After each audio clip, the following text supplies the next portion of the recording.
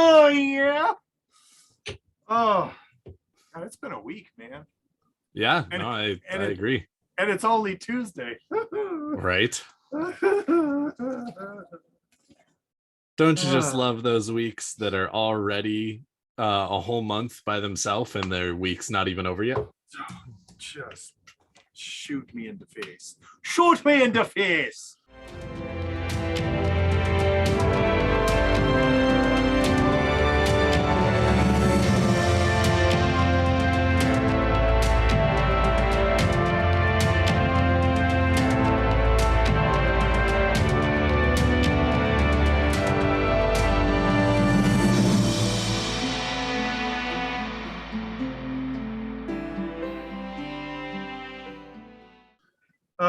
I will. I'll say drink to one- that. I drink to that. I give it a good proper swig there. Give it a nice pour. A nice pour for a nice mix. For a nice laugh. Oh, I put way more bourbon in there than I thought. Yeah, you did. Oh, Jesus. It's gonna be a good night, isn't it? There's like 3 shots in there. Okay, cool. Ah, welcome. I'm pumped. I'm pumped for tonight. I am stupidly excited. Excellent. Stupidly excited. I am. That's fantastic. We just need to kick this off right now because it needs. All right, guys. Well, I'm going to kick this off then because Josh can't even form sentences, which is great because that just means that he's that excited. But hey, everybody out there, more shoddy. Shout out to our one Patreon listening live. Everyone else who is listening to this not live, welcome to the Black Tower podcast. We are a Wheel of Time podcast that is all based on the books in the Wheel of Time The Wheel of the Time series, as well as the TV show that has come out, that came out last year, as well as all other things that I'm sure will be happening with the series. Hard to say what will come and what won't, but that's part of why we're here. We talk about everything that's already out. We talk about speculating on new things, all of that good stuff, and we have a lot of fun with it. As you know, there are normally 3 of us. I am one of your esteemed hosts, Daniel, the Amun Khan Mahale. I am one of your lesser esteemed hosts, the Sorovan Mahale, formerly known as Josh. And Andrew, what are you currently known as? Well, yesterday I was known as that too. That counts, right? Okay, fair enough. And then yes, Andrew our most esteemed, yes, most esteemed. He's out on host. Official, classified, sealed to the Mahale Black Tower business. You can't know. And if you say anything else, and if you say anything other than that, you're a dark friend. Or if you don't believe that, you're a dark friend. That according to the Weekly Wheel News, yeah. I mean, either one works. Oh, okay. So first off, wait. Go to blacktowerpod.com. Yes. Because btp.com is your one-stop shop for all things Black Tower Podcast, and I have it on good authority that we got some cool new sweet merch coming soon. So excellent. you're gonna want to stick around for that. That's gonna be a thing that you want to do. I can't. Starting to sound a little mafia-esque. I really can't. can't. You're gonna want to stick around for that. I was channeling my inner Andrew Dice Clay. Okay, right, there you go. I see. Hickory dickory dock. The mouse went up the motherfucking clock. Dude, okay. We didn't even make it 10 minutes before I threw in an F word. We're so screwed. Side note, Andrew Dice Clay is on TikTok. It's funny as hell. Yeah. He'll be walking around the streets of New York and I'm gonna say they're not staged because it's funnier that way, and I choose to believe the funniest version of the story. Mm-hmm. But he'll have his phone out, right, recording a TikTok or recording a video, and there'll be a dude with a camera, and it's like quite obviously like a filming rig. Mhm. And he'll be like, hey, no pictures. Hey, I don't want no pictures. You know, I mean, you guys do you, but you know, with the I'm not in with the paparazzi. You guys just stay away. And then like invariably another group of people will be like, they're filming us. Like, Oh, of you course. just interrupted Yeah. the shot. And he's like, oh, you don't want a picture with me? And then like starts getting all offended that they don't want a picture with him. Do you even know who I am? I'm Andrew Dice Clay. Get the fuck out of here. And everybody's like, it's not 1993 anymore, bro. Come on. Right. Come on. But, Good time. but anyway, after you are done going to blacktowerpod.com and getting all of our stuff, after you have gone to TikTok and watched a number of very funny videos by Andrew Dice Clay, then you're going to want to pop over to New Creations by Jen. She's doing wonderful work over there. She's getting us our merchandise with some very special stuff. We don't have any Andrew Dice Clay merchandise at the moment, but we very well might. I need Andrew Dice Clay in an Ashaman coat now. Being like, who the fuck is this guy? Balefire. I'm a balefire these motherfuckers. All of them. Hey. You remember that time that Mazrim Taim tried to take over the Black Tower? Yeah, I remember that. Yeah, forget about it. Forget about it. Oh, man. All right, guys. So today is a very, very special episode of the Black Tower podcast for a number of reasons. The very first and foremost is that it's a very exciting time to be a Wheel of Time fan. We are getting more and more information out about the series, the people behind it, the TV show, you know, all of these different things that are giving us even more of a look into the world that we love, as well as behind the curtain for a lot of things as well, which is a lot of fun on another level, but you know, on so many different in so many different ways, it's almost more exciting to see sort of behind the curtain stuff, because it kind of confirms or denies or whatnot, you know, a handful of things that you just have in your head. And always sort of leaving stuff up to the imagination is very powerful. It's awesome, and we love it. It's one of the reasons that this book series is amazing, because Robert Dorton doesn't tell you everything. On purpose. Neither does Brandon Sanderson. They leave things vague on purpose on occasion to have your brain take a trip and have a good time with, I wonder what that actually meant, or what does that mean to me, or do I think that this is something that actually happened, or do I think that this is something that the unreliable narrator actually thought happened, but the audience doesn't feel happened? Like, there are just so many different avenues for what makes vagueness exciting. Yes. That being said, there are a number of other times where you're sort of sitting there really hoping that you get that confirmation of, okay, there's way too much about this character that is inspired by X. Was he actually inspired by X? Was that actually the thing that was that was an inspiration for the character? Is that just something I'm making up? Is that, you know, blah, blah, blah, blah, blah. And when you see behind the curtain, you actually often find out those moments where you were totally right or where you were totally wrong, and the actual story is way better than what you had in your head, and you find out about something that blows your mind all over again. Well, it's like a magician, right? A magician comes in and says, I shall now make this disappear. Whoosh. Oh, no, it's not anywhere. I don't have it anywhere. Whoosha, now it's back.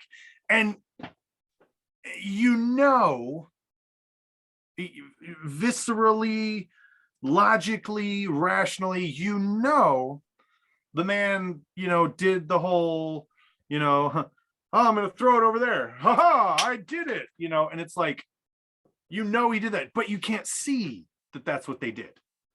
So Wait, magicians There's- do that? all the time, all the time. I'm, so, you know, I'm on pretty one sure level- every magician I've ever seen was actually doing magic. I don't know what you're talking about. I don't know where. I don't know why you're You know what? watching Funny Heavy thing is, Magicians. I did make it disappear because now I can't find it. So the joke was on me. But there's The something about magic not was knowing. the friends we made along the way. We'll add like a little sparkle thing in the. But no, you know, it's interesting because the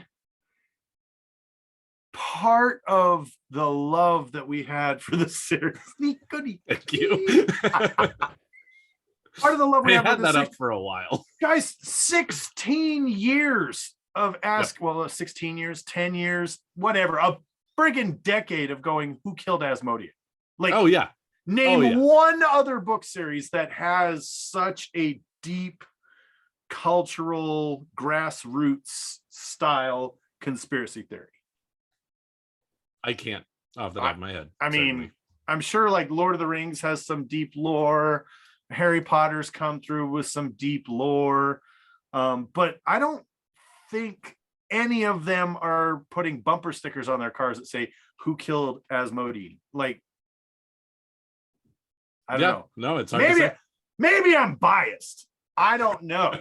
Maybe this show is a Black Tower podcast all about the Wheel of Time. I don't have any other podcasts going right now. But the mystery of the Wheel of Time is something that it is one of the main propellants that has kept this engine moving for so long, right? Mm-hmm. And the confirmed, he who comes with the wine is a hero of the horn, but not the horn of Valir, the horn of God. Boromir's horn. Not even the horn of Gondor, just Boromir's horn. A hero of Boromir's horn. Oh, and we'll get there. He who comes with the wine, we'll get there. But we are, of course, building up to what I'm referring to as a momentous occasion in the Wheel of Time fandom, in the Wheel of Time community, in the Wheel of Time world. And that is the official release of a new book, a new Team Jordan sanctioned bit of canon that It came out today. It came out today. So for those of you watching live, celebrate, because this is a celebrate. Daniel over there poured way too much bourbon in his drink on purpose. Yeah, totally on purpose. And it was so okay. For those of you who don't know, I mean, by the time the rest of the world sees this, it will have already come out. It is a book by the name, and also He Who Comes with Wine. It's not just Barnes and Noble. I think there's a distribution issue because I've seen people with Amazon orders that are delayed as well. Yep. But it is a book called Origins of the Wheel of Time, and it is written by Dr. Michael Livingston, who is a military history professor and published author currently working at the Citadel in South Carolina, which Charleston, South Carolina is where James Oliver Rigney Jr. and or Robert Jordan lived and passed. What? Spoilers! I'm so sorry. Speaking of spoilers, this will be a light spoiler episode because I don't think that we're going to be able to. It's going to be spoiler free. Yeah, but I mean, very, very safe. Very, very safe. Yeah.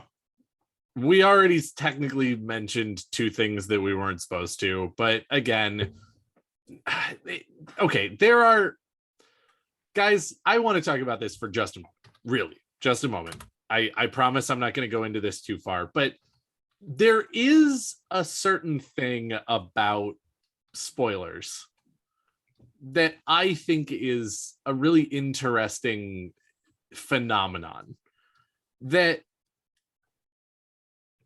there are just some things that are known that don't really fall under under the spoiler heading.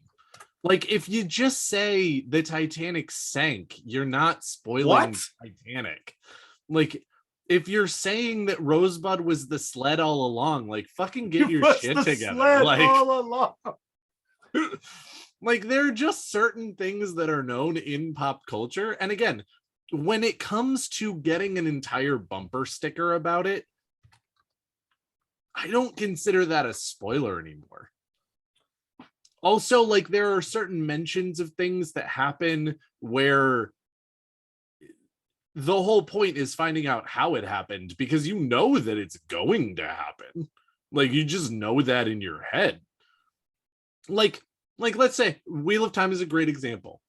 If you read the very first book, what are the guaranteed things that you know are going to happen by the end of the series? There is going to be a dragon reborn. There is going to be a last battle. And there is going to be a question of whether the Dark One and the dragon live through it, if you will, right? Those are things that are just known. Well, whether they win the last battle is a question. Whether the Dark One dies is a question. Whether the dragon dies is a question. Whether the dragon is actually the person you think it is by the end of book one is still a little bit of a question, as far as who's it gonna be and whether they'll accept it. But these are things that are known. The fun is figuring out how that actually works, rather than does that happen? Because that happens. I will say, first and foremost, I agree 100% with you. Like, if you say, using Titanic as an example, you know, oh, the ship sinks at the end. Okay, yes, you have a progression in which the Titanic leaves a certain point and is on its way to a certain point, and at a certain point gets, you know, hits an iceberg and goes down. Yep. But if that were literally the movie, James Cameron would not have won millions of dollars. Oh, of course. Yeah. And if the Titanic sinking really is a spoiler, and you say, oh yeah, and then the Titanic sinks, and then someone unironically says, wait, what? It sinks? I haven't seen it. Oh, shut your mouth. Don't say another word. That one's also not fair, because the real Titanic, actually, it was based on a real world event. Right, but yeah. But I'm saying, it's not about the Titanic, Daniel. But what I'm saying is, when you have a spoiler, then you say, you know, blah blah blah, and someone goes, oh, I didn't know. Shut your mouth. Oh yeah. 99 times out of 100, you will spoil more trying to explain yourself. So just shut your mouth and go, sure. I don't want to go any further on this, because that may be a spoiler for you. Sure. But anyway, that is my thoughts on spoilers. Now we're going back into the origins of the Wheel of Time, which is basically our topic tonight. I think we're actually going to touch on a lot of different origins here, not just the book itself, because we're going to be really honest. One of the reasons that this is spoiler free, because we're not actually even spoiling the origins of the Wheel of Time, is we haven't read it yet. We don't have it yet. I am cursed by the pre-order. I pre-ordered this thing like the day they announced it. They were like, we're releasing a new book, and I went, barnesandnoble.com, Josh McElwain, sign in and pre-order. Like, the day I had it on pre-order. And here I am, November 8th, 2022. And then here I am, origins of Wheel of Time. Less. You know? Origins not in my hand. No, I was going for like Hades, when he was like, I sent you to get the Ripper Guardian, and I find myself, Ripper Guardian less. So I order Origins of the Wheel of Time, and I find myself, Origins of the Wheel of Time less. Yeah, well, he made me an offer I had to refuse. And want to know the most infuriating part? Here we go. I will show you the most infuriating part, because I just checked. So I have a friend who has worked in the industry and been like, hey, be patient with it. Sometimes it says awaiting pickup, but it's only because when they pick it up, they don't actually it. scan and it. so then Yep. they put it in the truck, they bring it to your house, they put it on your porch, and then they scan it, and then it goes from not being picked up to being picked up and delivered right at the instantly. Yep. Well, I pulled up my update. Estimated delivery, you can't see it. Yeah, I can't see it at all. The 14th? November the 14th. Jesus. I'm posting a screenshot in the Discord chat. But oh my god, I'm like, what? Yeah. You've got people that have been like, I found it on the bookshelf like 3 weeks ago. You've got content creators that were sent a copy in advance to do a review or something like that. And that's cool. I am not dogging them at all. Super awesome. Happy for them. But I'm just like, I did the pre-order. What's the point of having a pre-order if the pre-order is going to get there a week after the release date? Yeah. No, we live in a society. We live. Also, I love that we're over here saying it's a momentous occasion. The Wheel of Time has a new book, and we haven't even bothered to mention midterm election night. I mean, honestly, it's already 6:30 in California. If you haven't voted yet, I mean, it's kind of over. You should have voted if you did not. But anyway, I mean, I did mine 3 weeks ago from mail-in voting. Yes, so which is one of the reasons that I knew it was happening tonight. It's not like I'm out of the loop, but at the same time, like, I haven't actually been thinking about voting. Right. Well, so here's one of the things that I want to kind of jump into, because the origins of the Wheel of Time, the big tagline, okay, the big like attention grabber, which was effective, because the big attention grabber was the unveiling of the identity of Nakomi. Oh yeah. Now, indeed. I'm not going to say who Nakomi is. Sure. I'm not supposed to know who Nakomi is, but I couldn't wait. So I read a spoiler, and now I know who Nakomi is, and oh my god! Hey, could you shut your mouth and we can move on? Anyway, point that I'm making here is that it's a bit of a roundabout point, but you've listened to us more than 5 seconds. You know how we do this, like, right. This past yesterday, as a matter of fact, this past yesterday. Yes, it's the royal sense. It's the royal conjugation. You had a group of people fly out to yesterday. Yes. There was a our yesterday, comrade. Indeed. There was a group of people who flew out to Charlton, South Carolina. Charleston? You got it. And they attended a lecture by Dr. Livingston. Michael Livingston. Mm-hmm. And Critter had the amazing foresight to stream it live on TikTok. I was able to jump in and view and listen to the lecture, well, pieces of it. But one of the things that Michael Livingston was very, very, very clear on is that it is an out of story book. Mm-hmm.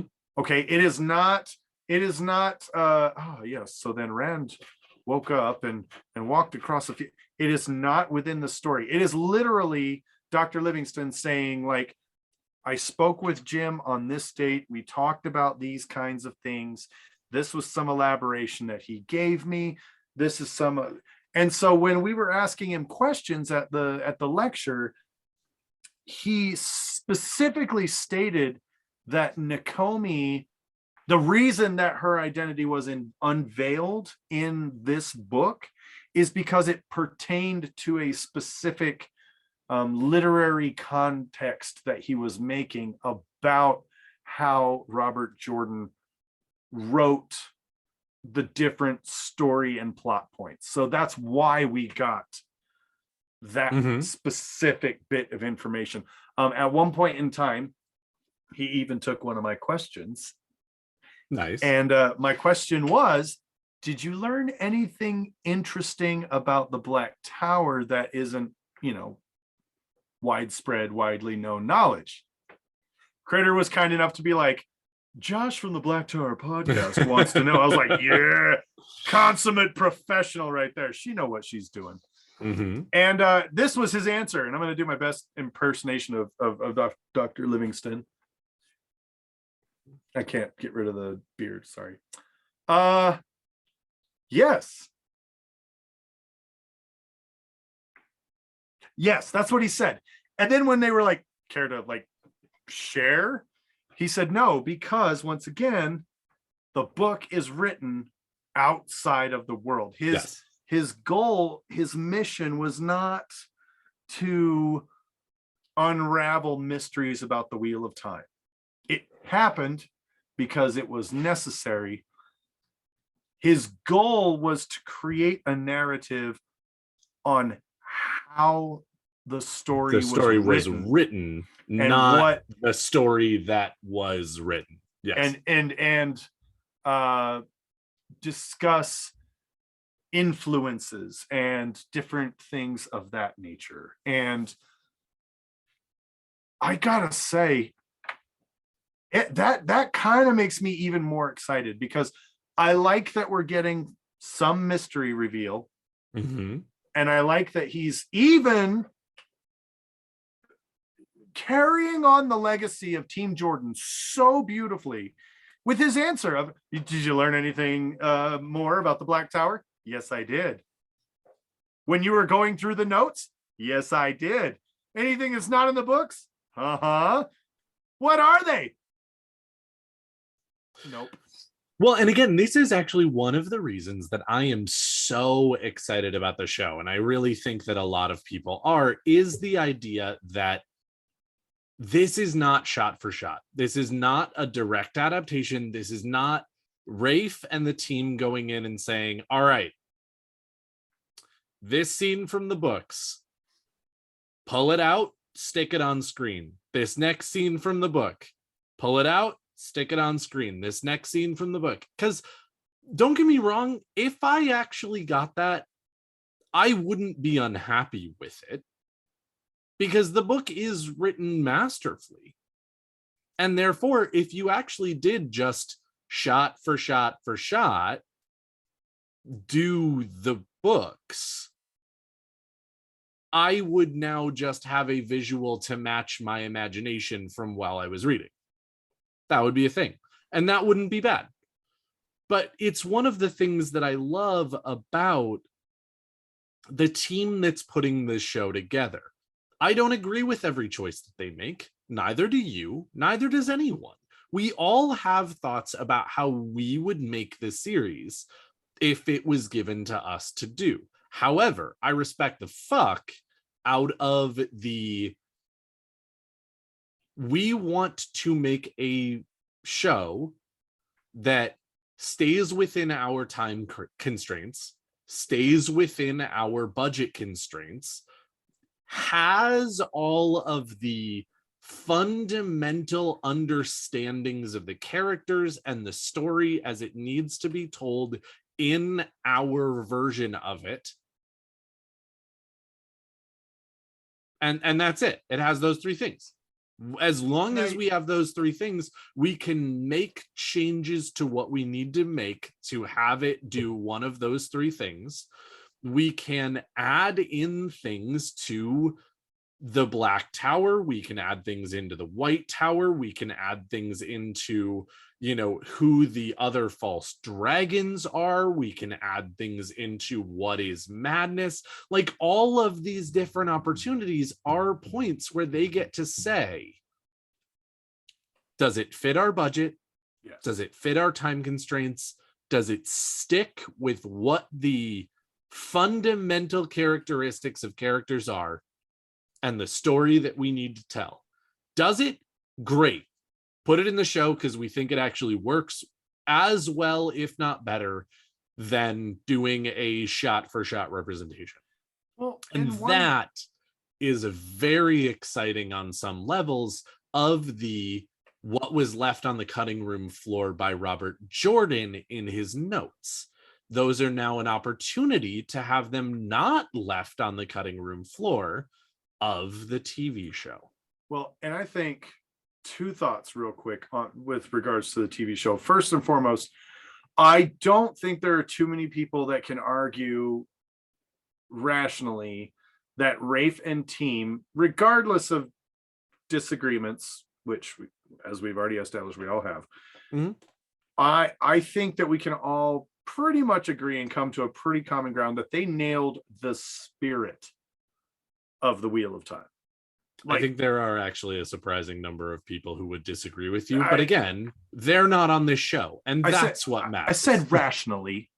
I think it's rational. I just disagree, and that's the point. I think you could rationally say that Perrin's character in the show is distinctly shittier without being a book cloak.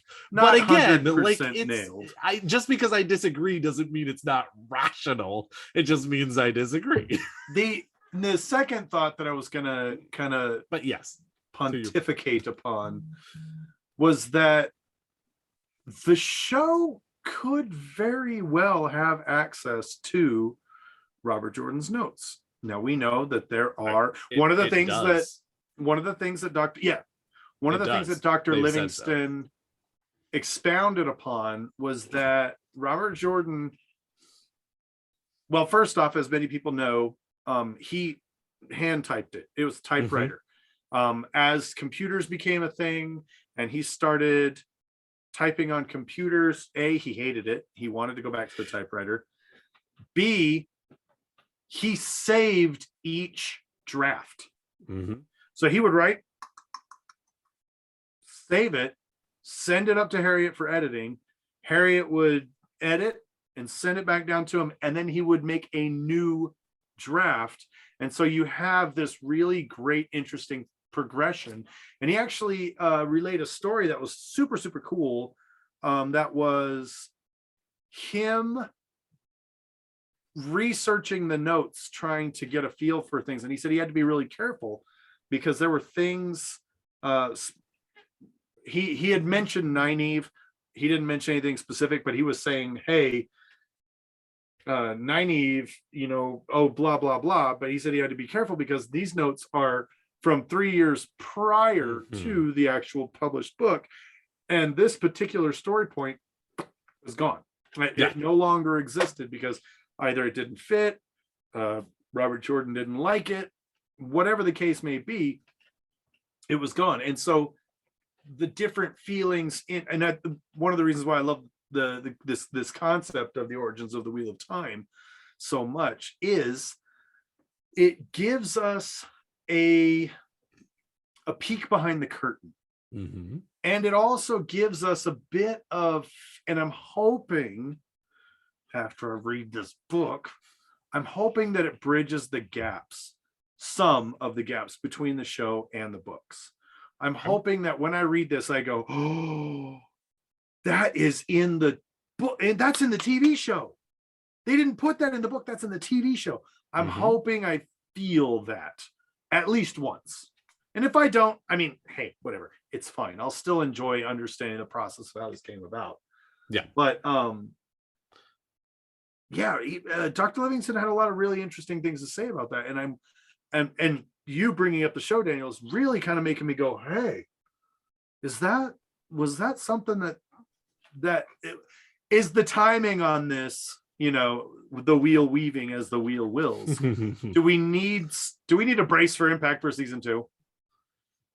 I mean, the answer is yes. I really Yes. do feel like Rafe has already said, hey guys, we took your notes. We did actually hear you, and a number of you actually have, legitimate criticisms of the show. Not just it's too woke or, blah, blah, blah, but like actual legitimate criticisms of what we did that were decisions we made that we can rethink, because you've actually made video essays and blah blah blah at us of why this doesn't actually fit the character that was in the books.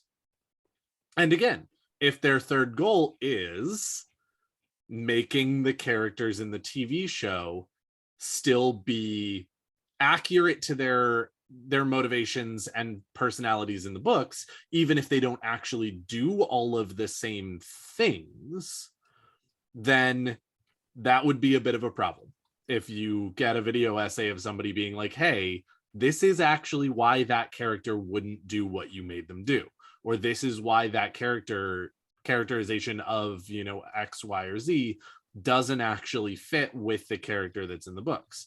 Now again, the team can disagree with you because that's obviously their prerogative as well. But again, I mean, the response of we heard you, and we do actually want to address those things, but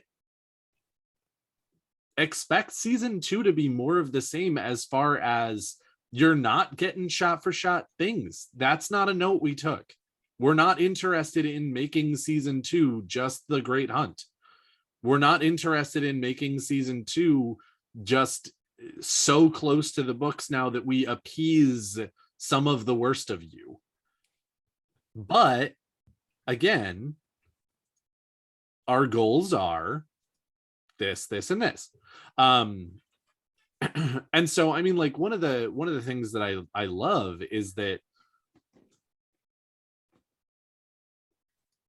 there are a number of storylines, there are a number of characterizations, and there are a number of events that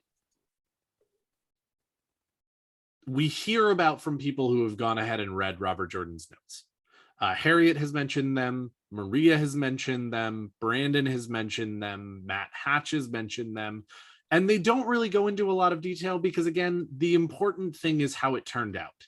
The important thing is what Robert Jordan's actual decisions in the end were, not the way he got there necessarily. Of like, oh, well, I wrote in this draft, blah, blah, blah, and then I decided that wasn't as good as this, so I wrote that in draft 4, and then, of course, it got published as this. What's important is what it got published as. But I mean, literally from the very beginning, if you just go look up the Wikipedia the Wikipedia article for The Wheel of Time, it'll tell you that from the very beginning, Robert Jordan intended to write a story about himself, a character that was about his age, that actually had a certain amount of experience, that was thrust into a situation that they didn't really understand and really didn't appreciate, and had to sink or swim. Sounds a hell of a lot like war. And sounds like an experience that he actually experienced. Now, granted, he wasn't actually at the age, when he went off to war, he wasn't at the age he was when he was writing. But again, that was the character that he set out to write, was himself at the time that he was writing the story. And then he went, whether it was with help from outside sources or just something on the inside, he went, I feel like this works a lot better if I make my characters younger. Aged down the character, aged down a number of characters, and went, oh yeah, no, this makes a lot more sense and I like it better. And thus the story that we love was born. So again, you go back to the very like furthest origins you can go, and it was a different story. And so again, like thinking about all of the different drafts that he went through and all of the different ideas that he had as a writer and all of the different things that he wrote prior to even going ahead and starting the Wheel of Time, like it really paints a picture of those notes are important, those notes are helpful, those notes are experience, but the books are what made it out there. The books are the decisions he made. The books are the decisions that Harriet helped to edit. The books are what Maria and Robert and Harriet and Brandon all decided was the best version of the story. You know, what's interesting about that too is you have a reoccurring theme with this, because Lord of the Rings is another one of those books that is based largely on fragments and scribbles and histories and this and that and those and these that Tolkien, Ecthelion came and founded a city. Yeah, that's cool. This guy went over here and did this. That's cool. This guy went over here and then they're like, dude, these are really great. You should write a book. Mm-hmm. And he wrote The Hobbit, and he was like, there it is. There's your book. And they went, whoa. We need more of this. Mm. And he tossed out the Fellowship of the Ring and made this story, but stayed true to the foundations and histories of his scribbles and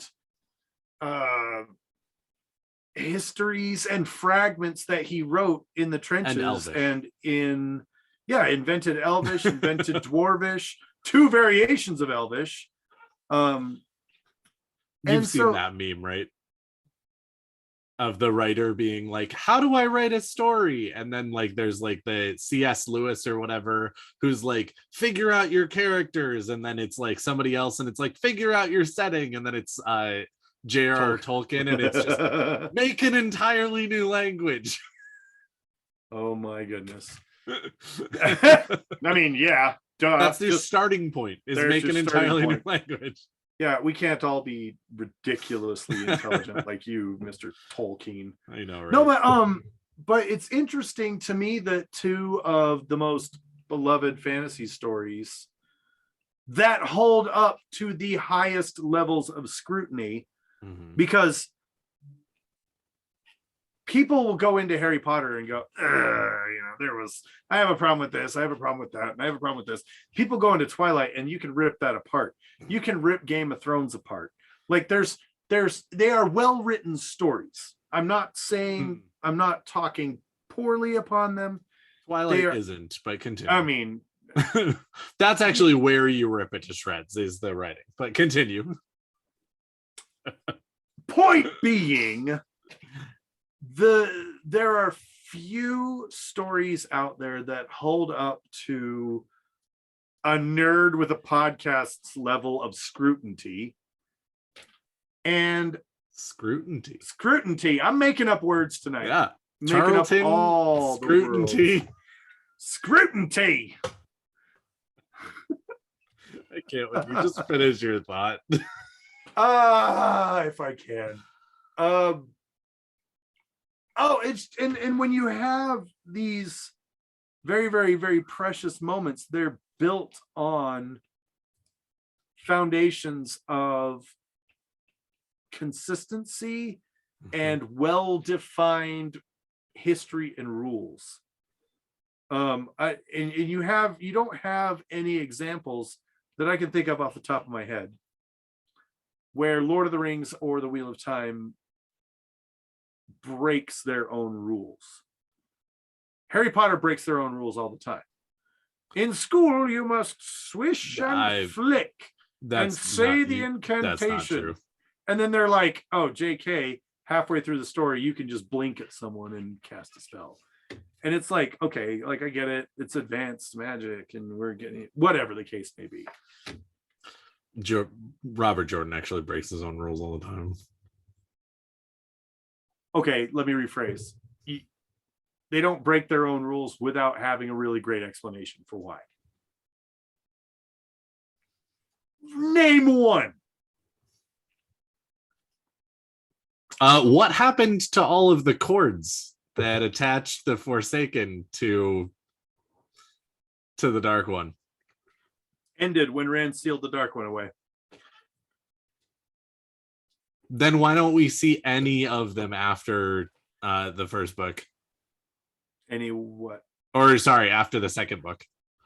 Any cords that attach the Forsaken to the Dark One. We never see a single cord ever again after book 2. I think that was okay. Hold on. Okay, again, I'm not saying that you can't explain that away. I'm just saying he didn't. So again, I love what you're saying, and I absolutely agree with it on a lot of levels, that it really does hold up. And there's a lot of things that are going on that are so amazing that you can overlook those things. But both Tolkien and Jordan did break their own rules because, again, it's that idea of you're writing a story. Right. And when you write the first one, you have some really great ideas. And then by the time you're writing the fifth one, you're like, I don't need this anymore. Or I can do this better now. Or, you know, this, that, or the other thing. And as a writer, you should be allowed to do that. Like, I'm not saying that you shouldn't. It's just, it's a little unfair to say that they never break their own rules because they do. We just overlook it because the story itself is so good and holds up so well that those minor things that are a little like the, well, when we're teaching kids magic, this is how we tell them it's done.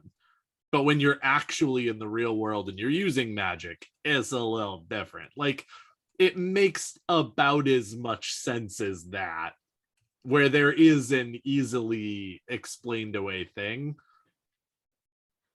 but only because we're forgiving, not because they never do it. The idea, no, and I hear what you're saying. And I think in any story sense, in any sense of telling a story, you have a concept of baiting the audience a bit, right? Also true. You will write a story point in such a way that you will force your reader or watcher to connect the dots a little bit. Oh, absolutely. Yeah.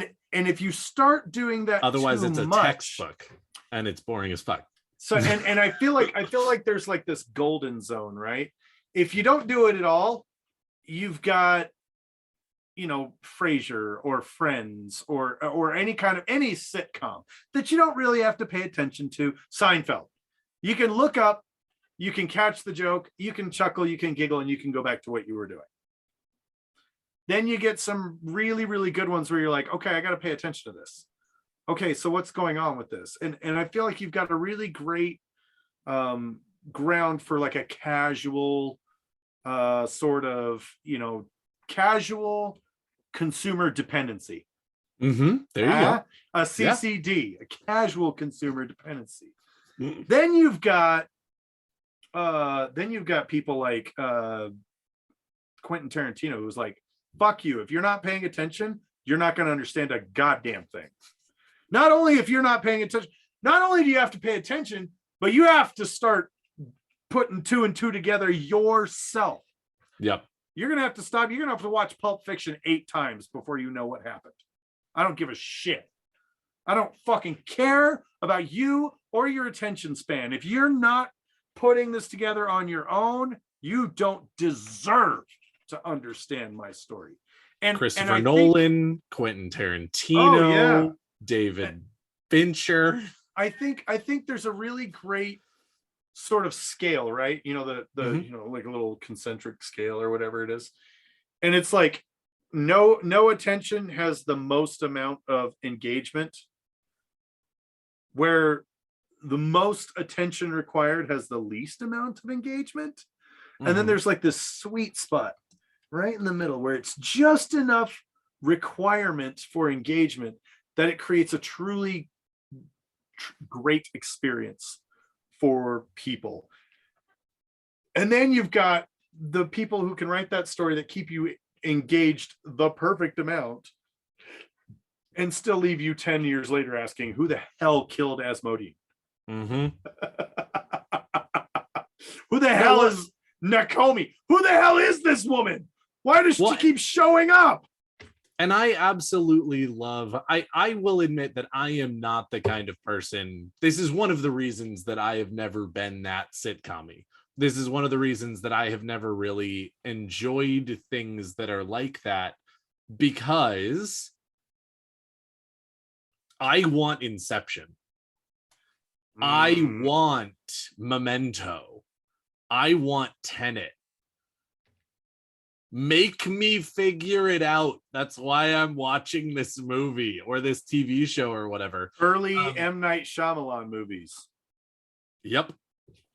But I also very much respect and appreciate, the ones that are sort of down the middle, where they're like, hey, we're going to explain enough to you that you don't have to do all the legwork yourself.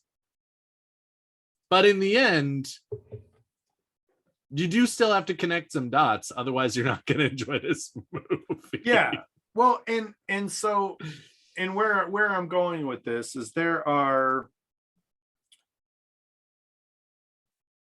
of course, as a fandom, anybody who's been involved with the fandom for, any number of years, and I'm not invalid. If you've just picked up the books yesterday, I'm not invalidating your experience at all. Okay.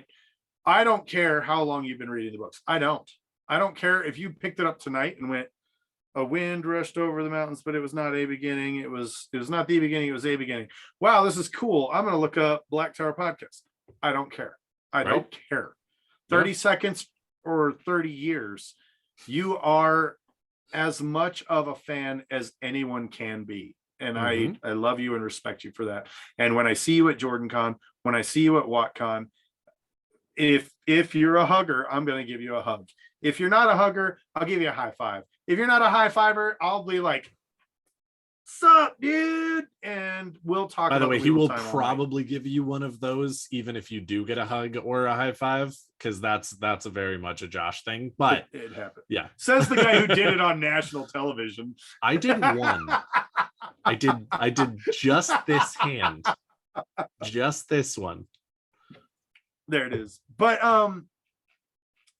the culture surrounding it, going on to the Dragonmount forums and them talking about who killed Asmodean, and I'm going, wait a minute, who the fuck did kill him? And then Robert Jordan winking and rubbing his nose and going, well, it should be obvious. And everybody's going, it's not. That is very much him saying, a magician never reveals his secrets. Right. And he does it in the classiest, best way possible. And it's created the most amazing culture for theories and fun. And if you think we're anywhere near unraveling all the mysteries in the Wheel of Time, you're dead wrong. There are volumes and volumes and volumes of Robert Jordan's notes. And as I alluded to earlier in this recording, Dr. Livingston took my question. Did you learn anything interesting about the Black Tower? Yes, I did. Can you share it with us? No, because that's not what my book is about. Yep. Son of a bitch. I mean, granted, it was I didn't expect an answer because it was a fun question based on the fact that, hey, Black Tower podcast, we want to know all about Black Tower. And I guarantee you, if I'm ever blessed by the light to go to Charleston, South Carolina and review the notes, I'm gonna be sucking up every bit of Black Tower information I can. I drink eyeballs of Black Tower. I drink it up. Oh, there was one other thing that I wanted to talk about, because you were talking about going to war. And Dr. Livingston shared a story about Robert Jordan when he enlisted. And it was interesting because he was doing his thing, having a great time. Vietnam was going on. He was apparently a football player. I didn't know that at all. So he's playing football and Vietnam breaks out and he goes, you know what? I'm going to serve my country. and he hops up, he enlists, and they say, "Ooh, you're a really smart guy. You tested really high on your entry level exams. We're going to put you in logistics, and you're going to sit behind a desk, and you're going to plan out where people go and what people." Now, Dr. Livingston very, very, very much emphasized this point, and I would very much agree with him. This is an important job. This is an extremely important job. You cannot win in a campaign without making sure the right people and resources are at the right place at the right time. Really quick, that's not fully accurate. He actually served 2 tours in Vietnam as a helicopter gunner. Getting there. And then he came back and was what you were just talking about. I'm getting there. Oh, okay. So he originally, according to the lecture that Dr. Livingston gave, his original job was this. He then said, "No, this is not what I signed up to do. I am not going to spend the war behind a desk." Whatever he did to change his orders, cross-trained as a gunner, Gotcha. and then served 2 tours as a gunner. Now, he didn't talk about what he did afterwards. He did talk about there was a foot injury at some point in time, which is why Robert Jordan limped and carried a cane for the rest of his days. But I just thought that was a really, really cool thing. I didn't know about it because I knew he was a combat veteran. I knew he served number of awards. Yeah, a highly decorated, which and Dr. Livingston even said right up until he was, at death's door, he didn't like to talk about it. Now, almost nobody who actually gets medals likes to talk about them. Tangent. Especially given how most people end up earning those medals. They are not typically in... No. I mean, they are typically heroic, but heroics when they're happening is usually not very heroic feeling. And so a lot of times when people actually end up getting medals, they don't like to talk about them, especially how they were earned, because as stated, if you have the memories from what was actually happening on the events that earned you that medal, boy, oh boy, oh boy. It's the dichotomy of he who does not want to lead is probably the best suited for the job. Yeah. He who is bragging about his, combat experience is probably not the one who's actually going to do the thing. Yeah. Probably didn't ever actually serve in combat, or B is probably a war criminal. Yeah. I mean, granted, that is not 100%. Oh, absolutely not. Yeah. But these are if some dude's strokes in a bar, of a much more nuanced thing. I was in Iraq, did 4 tours there, took out all the you're either full of shit or a war criminal. I'm happy saying that that's a great that's a pretty good number. That's a pretty good chance. I will also say recommended to any of our listeners, if you hear someone at a bar doing that, please don't actually confront them unless you think you can 150% back it up, because that's not really great for anybody and a little unnecessary. And also people who are actually going to do that in a bar are probably also looking for a bit of a fight, and if you give them the opportunity, they're going to take it. Hey, I'm looking for a drink, a fight, or a lady, whichever comes first. That's a machismo mentality from days gone by. But as it's stated, probably best to just roll your eyes and be like, "Okay, buddy," and move on with your day. Yeah. But the other thing that I thought was interesting is that after Jordan left military service, that's not even true. Battlefield military service. Yes. He came home, studied physics at the Citadel, and actually then became a nuclear engineer for the Navy. which we've talked about on this show before a number of times. Which, if you actually know how nuclear things work, holy fuck, are you typically scared of nuclear shit? And that comes across in The Wheel of Time. I think that Robert Jordan really was, not ringing alarm bells on just how bad nukes and nuclear energy and things like that could be. Because again, they're not always the worst thing in the world. There are good things that can happen with these technologies. But that there was a lot of bad possibilities of what happens when you give single entities control over this much power. And over again in The Wheel of Time, he says, hey, this is a bad idea. Don't do it. And kind of is looking at the real world being like, can you take this advice in my book? Because it would really be nice if you took my advice in this book. Yeah, and in the kind of the cool thing there is, first and foremost, I want to talk about a man who was the full package. Okay, was physically fit. Okay, played football. Like, that's not, I don't care what your job is as a football player, especially back in the 60s. Like, those guys got beat to shit. Was a football player, joined the military, was too smart for combat, went to combat anyway, I'm gonna go to combat, served honorably, and then after that went, you know what, combat was kind of cool. I'll go work for the Navy as a nuclear engineer. Talk about the man who had it all, and a beautiful wife, Harriet. Talk about the man who had it all. Like, and an amazing story in his head that he then got out on paper and gave to the world and gifted us with. Yeah.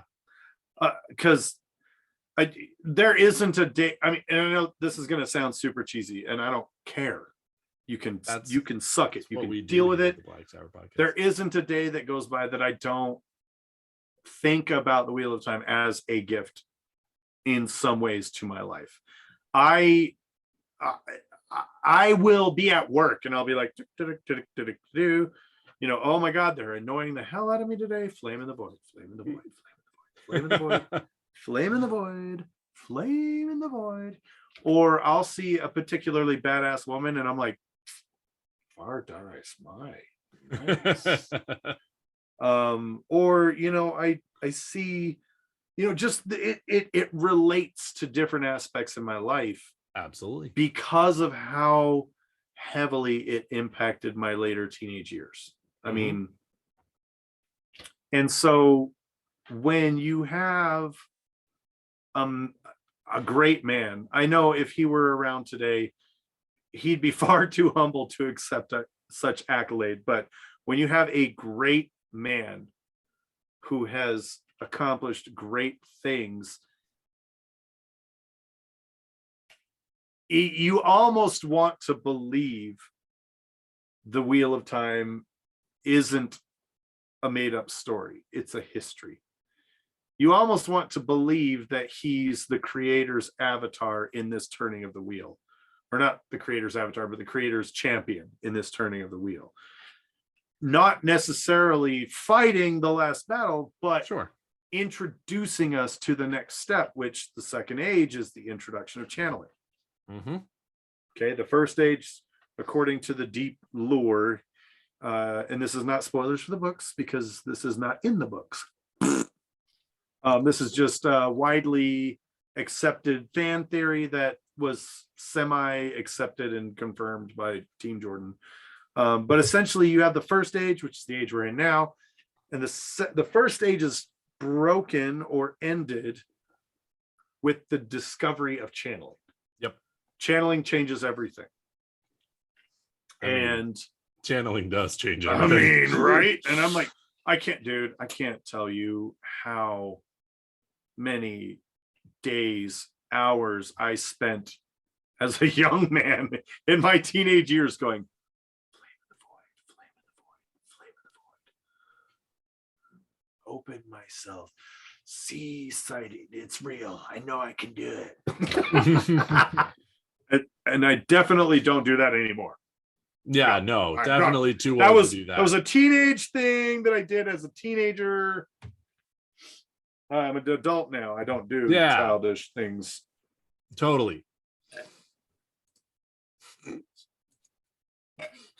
He says with his array of lightsabers going up the stairs to his left.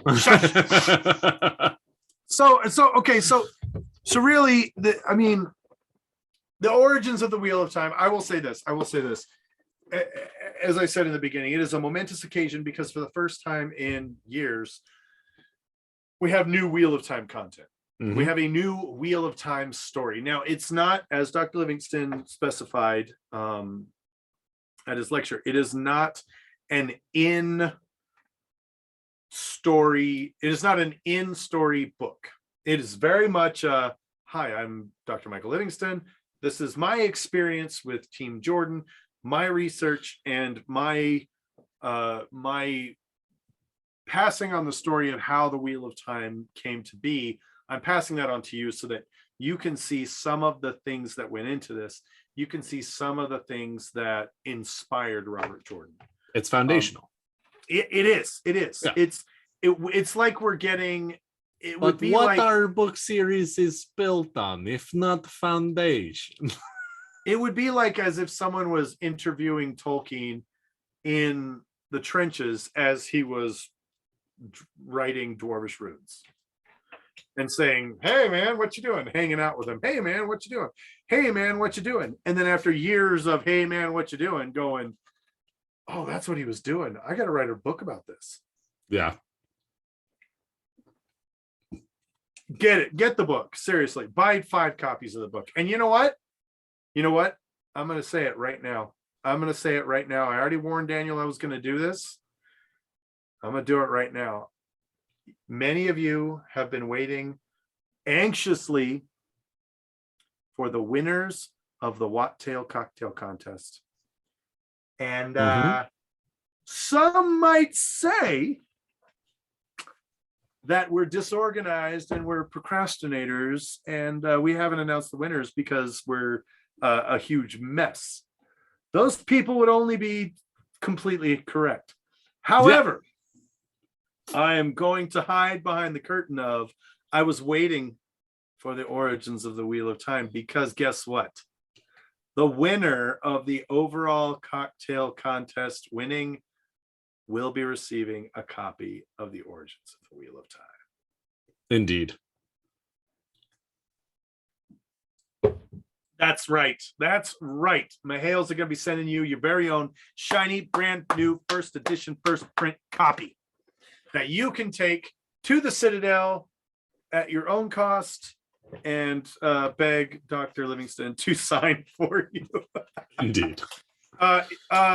He who comes with the wine has asked, will it be signed by the Mahales? I will say this right now. I do not feel worthy to sign such a piece of literature. However, if that's something you really, really want, we can make it happen. Yeah. You come find me at JordanCon or at WattCon, and I'll sign anything you want me to sign. Also, more often than not, we have done a few contests like this, and our go-to is actually to put an insert with our signatures, with our autographs and whatnot in the book. That's generally what we do, yes. Because when it comes right down to it, we do actually feel like that a lot, where this isn't our work. Our work is the podcast. We put a lot of effort into going ahead and making this. We have lots of original thoughts and things on the podcast. But when it comes right down to it, signing the work that our work is based on does not feel apropos. So if you want to Right. So if you want to go ahead and get, and burn a CD with one of our podcast episodes on it and then come to us and have us sign that, fucking immediately. I would Hell yeah. absolutely sign that, because that is work that I and Josh and Andrew have actually put in. And we're happy to go ahead and do things like that on that kind of stuff. But again, it's definitely the idea of this is someone else's work, and we want our fans, if they get it from us, to have that special thing from us, but not to put it on the actual paper, to not actually put it on the work itself. So we pop inserts in and things like that to give sort of the best of both worlds in some ways, where we are giving you a little more of the reason that it's in your hands, but at the same time not directly affecting the work itself. Yep, good point. And that's just kind of that. And it maybe that's a little extra. I don't know. I don't care. That's how we do it. Right. Deal. And it's something, as you can see, that we have put thought into. It's not just a cop out. It's not just, we have done cop outs sometimes.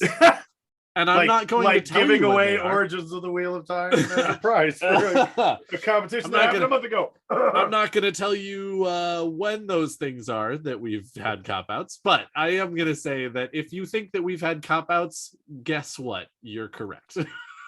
But there are many, many more times where we actually do put real thought into stuff that we do, just like, getting a chance to read Robert Jordan's notes.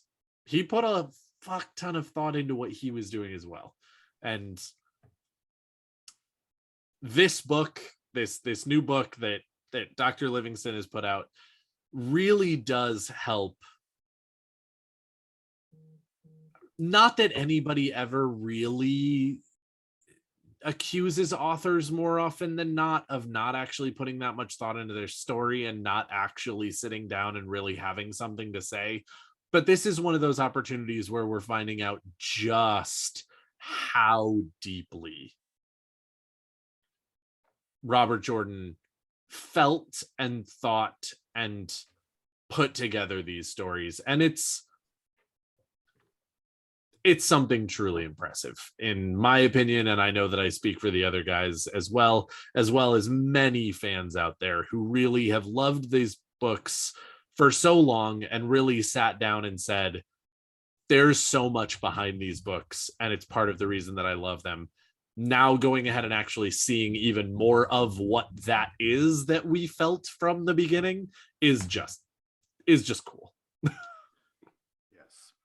So I want to say just kind of one more time that the Origins of the Wheel of Time, sincerely, please go out and grab yourself a copy. Not only are you getting new content for the Wheel of Time, but I think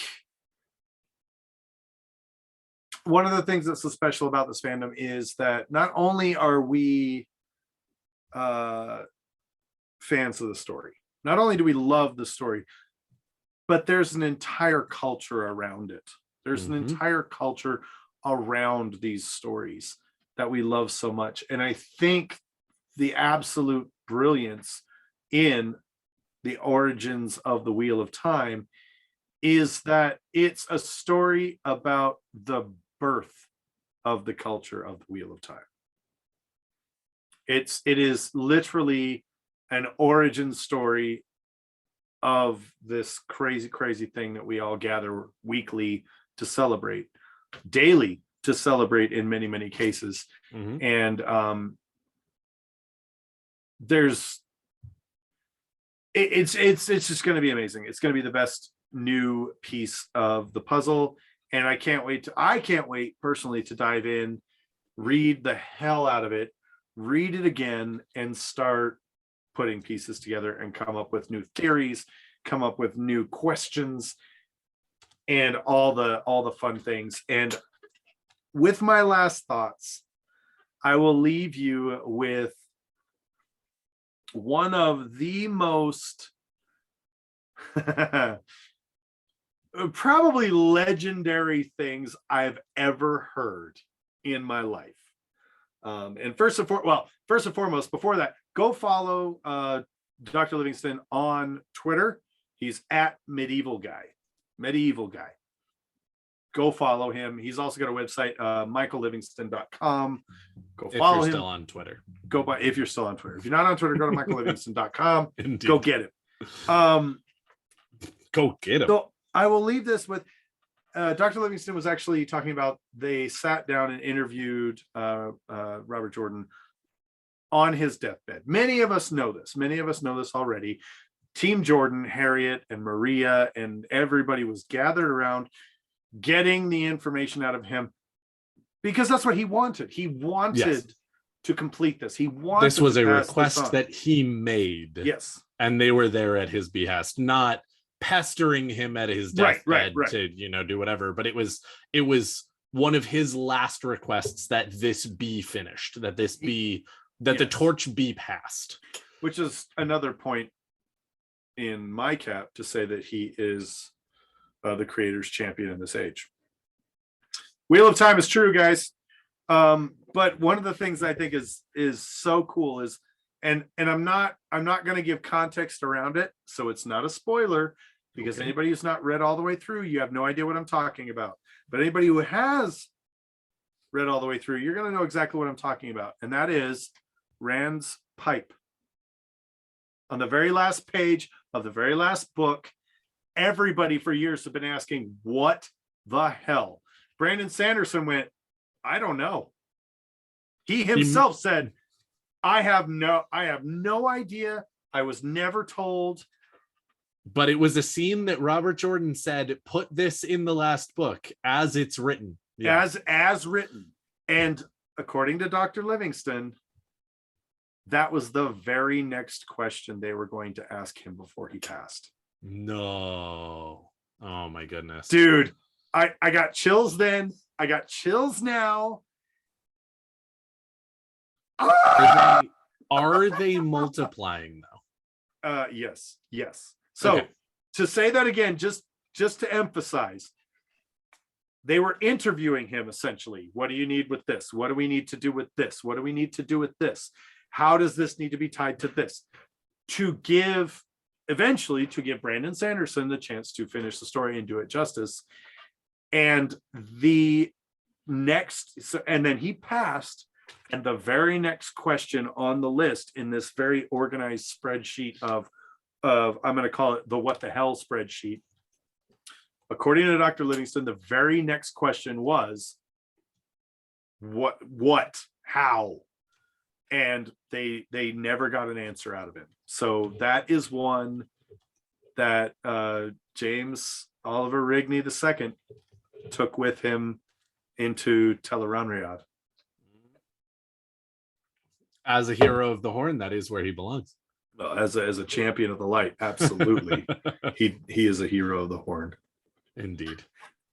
So your final thoughts, Daniel. Kick us in the nuts. Honestly, my final thoughts are just every time we get an opportunity to hear more about this story, I'm all for it. Every time we get to hear more about the foundation of what was going on, the story itself, more information, more people's thoughts. I mean, I don't read a lot of, Wheel of Time fan fiction, but Theoryland and Dragon Mount and everything like that, I love it. I really do. Especially because more often than not, those things just give more questions than they actually answer. And that's so much fun. And so again, this particular book, I think is really well put together in terms of the fact that it's not, here's more information about the story. It's here's more information about how the story became the story. And I think that's really cool. It's a wonderful addition to the Wheel of Time lexicon. And I'm all here for it. And I think that Dr. Livingston is definitely the kind of person who is just absolutely who you want to be to put put this kind of thing together. He has the experience, he has the knowledge, he has the desire and the passion, and I think that all Literally- of those is Literally a medieval war historian. Like, yeah, who better qualified and suited? right. And I think that it's all sort of a magical set of, he's got a magical set of skills that made him, you know, a uniquely qualified person to go ahead and put this together. And I am really looking forward to reading it. And I second Josh's, hey y'all, go out and get yourself a copy of The Origins of the Wheel of Time. And very akin to the way that a lot of us end up dealing with The Eye of the World, go get a couple of copies. Go get a couple of copies of The Origins of the Wheel of Time. And in 3 years, when we're on, you know, the peak episodes of the Wheel of Time TV show, just like, you know, season 4 of Game of Thrones, and there are a ton of people being like, bro, the Wheel of Time is amazing. Didn't you read that book series? Hand them a copy of The Eye of the World and The Origins of the Wheel of Time and say, go, my brethren, and be indoctrinated into our wonderful culture that is the Wheel of Time. And they will thank you for it, and we will thank you for it, and we will make the world a better place. Well, that's all we have for tonight. Possibly next week. I'm committing to reading The Origins of the Wheel of Time before next week. Which is fascinating because gonna you'll happen. only have a day to do it because you're getting yours on the 14th. Oh, I'm getting it before the 14th. I'm getting it before the 14th. There's no way in the Dark One's anus I'm waiting for next week. No. Stop it. Well, I am not actually going to commit to that, but I will do my best. Because I need to have another episode about this where we have I want 2 more episodes. Leave us down in the comments. Comment below if this is what you want, because we'll give the people what they want. I want to do a spoiler-free review of the Origins of the Wheel of Time, and then I want to do a spoilerific episode of the Origins of the Wheel of Time. And I even want to do a series about all the new info that I know we're going to learn. So, okay, so we may not actually do that next week, and then the week after, and then the week after, because we don't really want to do Wheel of a Time month podcast of the Origins of the Wheel of Time, but like we'll get there. We will absolutely get there. So if you are interested in more information about that, we will be doing more content. 100%. That is not to do this. We have that is not a question. It's just a question of will it be in the next few weeks? Or will it be an ongoing edition? Will Andrew read it? Okay, I'll tell you what right now. I'm just gonna say this. One of 2 things will happen. Either he will decide that Origins of the Wheel of Time is a conspiracy and read New Spring, or he will decide that since New Spring is already a conspiracy, he can read the Origins. I will commit Andrew to reading the Origins of the Wheel of Time if this video gets 1,000 likes and we get to 1,000 subscribers on YouTube. That's what I'll say. Give us 1,000 subscribers on YouTube, because right now, what are we at? Hold on. I'm hashtag shameless plug. This is happening. Deal. Black New Spring in an Origins jacket. Tower.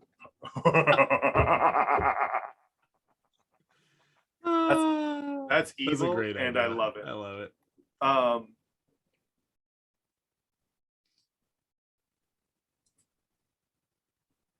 Hold on. Rebooting. Oh, the number of subscribers that we have? Yes, Oh, 585. We got 585. Ooh, nice. I need 415 more, and then we will all collectively peer pressure Andrew into reading the Origins of the Wheel of Time. I'm going to say one of the very few times that peer pressure will be a positive thing. Indeed. All right. thanks for being here, guys. Thanks for Indeed. listening. If you're here at the Your end, family. like, well done. Thanks. I'm gonna say this. Your boys are gonna be at Jordan Con. Yep. All right. We're gonna be there. You gotta be there. What is this? It's a starter. It's a starter. That's okay? pickling. That's fermenting. That's fermenting. That's pickling. We're fermenting some jalapenos. Now, granted, jalapenos are not nearly as spicy as habaneros. Don't worry, it's just a fermentation starter. I'm ordering ghost peppers for the next batch of taint. Come to Jordan Con. Try the next batch of taint. It's gonna be He's delicious. trying to kill us. No, the taint is trying to kill you. I'm trying to build up your tolerance. Josh is the dark one. His taint is going to kill us. BlackTowerPod.com, NewCreationsByJen.com, TheGreatBlight.com, WattCon.com, JordanCon.org. All websites you should be paying attention to in the next little bit. From all of us here at the Black Tower, I have been Josh, your Sorovan Mahale. Wait, hang on. I've been Andrew. I've been Andrew, your Bajan Mahale.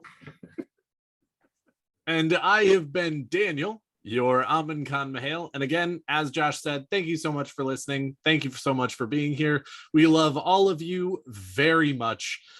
And we will all see you later on in the month, the week, the year, all of those wonderful things. Come to the conventions. We would love to meet you in person. And in case we don't see you until then, good afternoon, good evening, and good night.